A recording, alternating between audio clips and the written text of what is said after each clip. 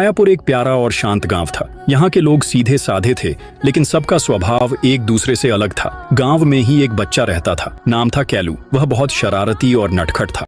एक दिन खेलते खेलते कैलू नदी किनारे पहुंचा। अचानक उसकी नजर एक चमकती चीज पर पड़ी। उसने उसे उठाया और घर ले आया। बाद में पता चला कि यह कोई साधारण वस्तु नहीं थी, बल्कि इसमें रूप बदलने की अद्भुत शक्ति छिपी थी।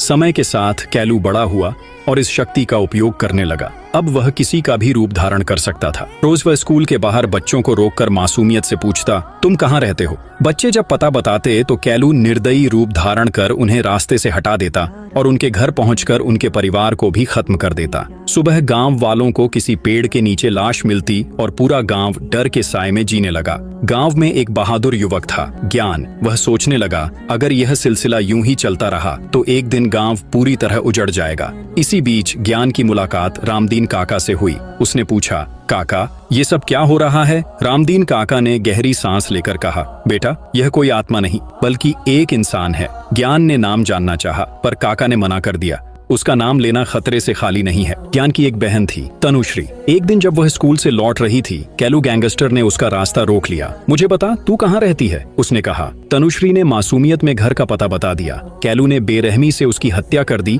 और उसकी लाश नदी में बहा दी। इसके बाद उसने तनुश्री का रूप धारण कर लिया और रात में ज्ञान के घर पहुंच गया। ज्ञान ने बहन समझकर उसे अपनाया, लेकिन अगले दिन जब वह बाहर गया, कैलू सोना चांदी लूटकर भाग निकला। रात को लौटकर जब ज्ञान ने घर खाली देखा तो उसकी आंखों के सामने अंधेरा छा गया। उसने तनुश्री को हर जगह ढूंढा, बस स्टैंड, बाजार, मंदिर, लेकिन वह कहीं नहीं मिली। आखिरकार ज्ञान फिर रामदीन काका के पास पहुंचा और पूछा, काका, मेरी बहन कहाँ है?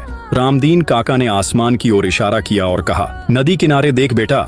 ज्ञान वहां भागा और नदी के पास तनुश्री की लाश देखकर जोर से चिल्लाया। तभी तनुश्री की आत्मा सामने आई और बोली, मुझे मारने वाला और कोई नहीं, वही कैलू गैंगस्टर है। ज्ञान का गुस्सा अब आग बन चुका था। वह कैलू को ढूंढने निकल पड़ा। क्या ज्ञान अपनी बहन की मौत का बदला ले पाएगा? पार्ट 2 सब्सक्राइब कर लो।